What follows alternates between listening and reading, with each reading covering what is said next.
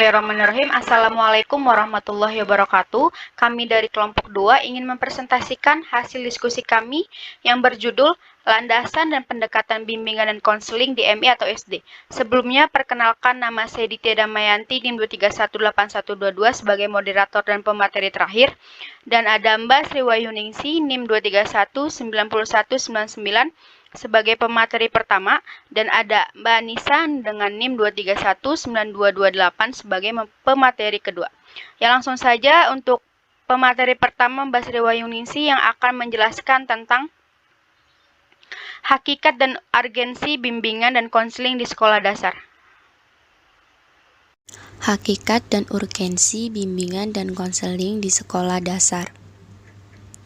Dasar pemikiran penyelenggaraan bimbingan dan konseling berdasarkan peraturan pemerintah Permendikbud nomor 111 tahun 2014 tentang penyelenggaraan program layanan bimbingan dan konseling di tingkat pendidikan dasar dan menengah.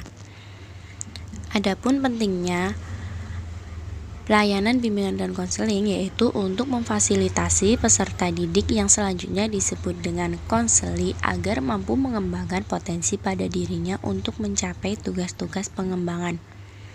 Potensi tersebut menyangkut aspek fisik, emosi, intelektual, sosial, dan moral spiritual, khususnya bagi peserta didik di tingkat sekolah dasar agar dapat mengembangkan pencarian jati diri murid sehingga ia mampu memanfaatkan potensi yang dimiliki. Proses pencarian itu memerlukan bimbingan. Bimbingan tersebut dapat ia temui melalui bimbingan dan konseling dari pihak guru pengajar yang ia ampu. Peran guru sebagai pembimbing. Guru mempunyai peran dan kedudukan instrumen kunci dari keseluruhan proses pendidikan, terutama dalam pendidikan formal bahkan dalam keseluruhan pembangunan masyarakat. Surya dalam Sutirna mengatakan bahwa guru yang baik dan efektif ialah guru yang dapat memainkan peran-peran tertentu dengan baik.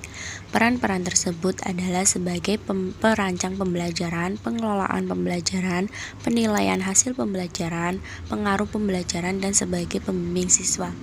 Jadi peran guru sebagai pembimbing itu tidak hanya membimbing siswanya untuk menemukan potensi pada dirinya, namun guru juga harus mengembangkan perancang pembelajaran, pengelolaan pembelajaran, penilaian hasil pembelajaran, serta pengaruh pembelajaran pada peserta didik.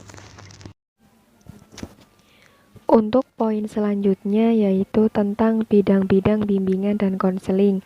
Bidang bimbingan diklasifikasikan menjadi 4 bidang bimbingan yang terdiri dari bimbingan pribadi, bimbingan sosial, bimbingan akademik, serta bimbingan karir. Yang pertama, bimbingan pribadi. Bimbingan ini merupakan proses bantuan yang diberikan oleh konselor kepada peserta didik untuk membantu peserta didik dalam memahami karakteristik.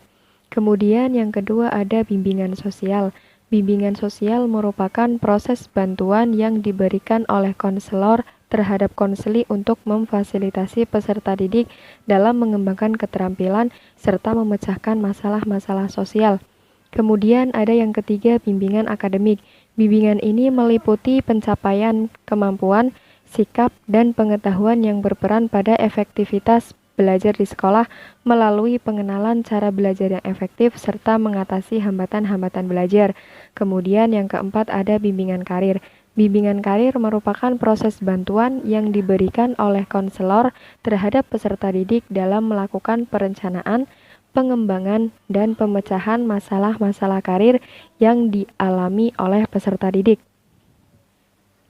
Kemudian untuk poin selanjutnya yaitu ada komponen-komponen layanan program bimbingan dan konseling. Program bimbingan dan konseling ini terdiri atas 4 komponen pelayanan, yaitu yang pertama ada layanan dasar bimbingan. Layanan ini diartikan sebagai proses pemberitahuan kepada seluruh konseli melalui kegiatan penyiapan pengalaman terstruktur. Kemudian yang kedua ada pelayanan responsif. Pelayanan ini merupakan pemberian bantuan kepada konseli yang menghadapi kebutuhan dan masalah yang memerlukan pertolongan segera. Kemudian yang ketiga ada pelayanan perencanaan individual. Perencanaan ini diartikan Pelayanan ini diartikan sebagai bantuan kepada konseli agar mampu merumuskan dan melaksanakan pemahaman aktivitas yang berkaitan dengan perencanaan masa depan yang berdasarkan pemahaman atas kelebihan dan kekurangan dirinya. Kemudian yang terakhir ada pelayanan dukungan sistem. Pelayanan ini merupakan komponen pelayanan dan kegiatan manajemen, tata kerja, dan infrastruktur. Baik, selanjutnya prinsip-prinsip bimbingan dan konseling. Yang pertama ada bimbingan merupakan bantuan kepada individu dalam proses perkembangan. Yang kedua, bimbingan dilakukan oleh satu tangan ahli. Yang ketiga, bimbingan berdasarkan pengakuan dan penghargaan terhadap hak individu dalam mengambil keputusan. Yang keempat, bimbingan merupakan pemberian bantuan kepada individu dalam menyediakan beberapa pilihan. Yang kelima, bimbingan tidak bersifat memaksa. Yang keenam, bimbingan merupakan proses pendidikan yang bersifat bertahap. Yang ketujuh, bimbingan pelajaran yang luas bagi individu dalam kehidupan sosialnya. Yang kedelapan, bimbingan berfungsi sebagai penasihat atas segala persoalan.